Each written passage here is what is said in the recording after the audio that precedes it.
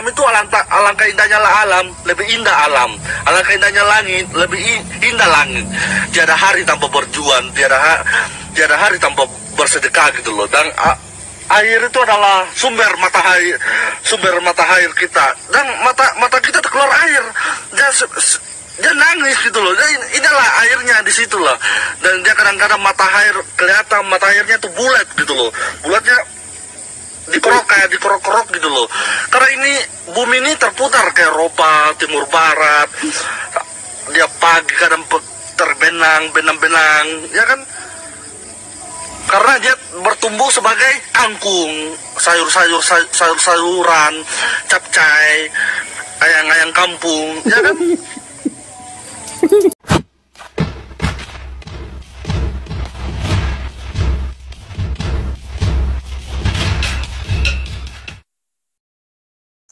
Halo penonton channel Albi Update TV, berjumpa kembali dengan saya Rius Warubu RW dari Pulau Kecil Pulau Nias di ujung Sumatera Utara. Apa kabar saudara sekalian? Ya, tentu sehat-sehat saja ya kan. Nah, ini video di depan tadi itu ya saya begitu terhibur. Ya, kenapa? Karena sedikit lucu ya. Dan ya lumayan menghibur lah. Ini adalah pemilik akun ajudan pribadi yang baru saja ditangkap karena melakukan penipuan sebesar 1,3 miliar rupiah. Iya kan, kelihatannya kan lucu. Kenapa? Karena dia di dalam setiap upload videonya di Instagram, dia sepertinya pura-pura bodoh gitu ya. Ya, seperti video di depan tadi lah, lucu dan unik ya. Ya, jadi sehingga dia ini adalah seorang selebgram. Ajudan pribadi ini sebelumnya juga adalah pemulung dan tukang pijat. Ya, jadi dia ini setelah menjadi selebgram, dia menikah kepada seseorang bernama Andi Rukman. Ya, seorang selebgram juga. Iya, jadi teman-teman, kenapa saya ketawa? Bukan masalah dia latar belakangnya pemulung atau tukang pijat ya. Latar belakang seseorang itu bisa saja dari latar belakang yang begitu menyedihkan lah, memilukan dan lain sebagainya. Ya, tapi itu bagi saya biasa. Ya, tetapi kalau orang yang pura-pura bego lalu kemudian bisa nipu, itu lucu gitu ya. Sepertinya polos, lugu, tapi bisa nipu. Nah, itu luar biasa ya kan.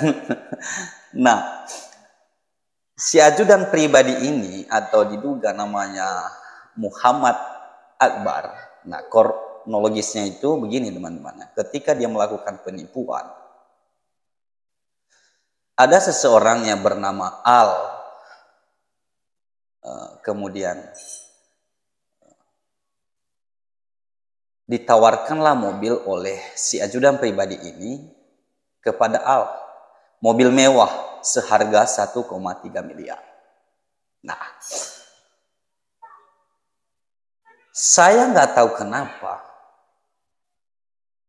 Apakah juga si Al ini bodoh? Dia memberikan uang duluan 1,3 M kepada siapa? Kepada ajudan pribadi ini.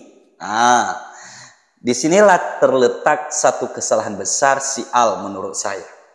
Anda belum lihat mobilnya bagaimana, lalu kemudian Anda memberikan uang 1,3 miliar rupiah. Setelah beberapa lama kemudian, mobil tak kunjung diberikan oleh si ajudan pribadi ini. Lalu kemudian teman-teman, Al yang menjadi korban penipuan ini melakukan somasi hingga 3 kali melakukan somasi. Nah, si ajudan pribadi ini memberikan alasan yang sangat menohok, mengatakan bahwa mobilnya itu bermasalah. Ya, jadi tolong bersabar ya, karena mobil itu sedang bermasalah. pasti secepatnya saya akan urus dan saya akan kasih mobilnya.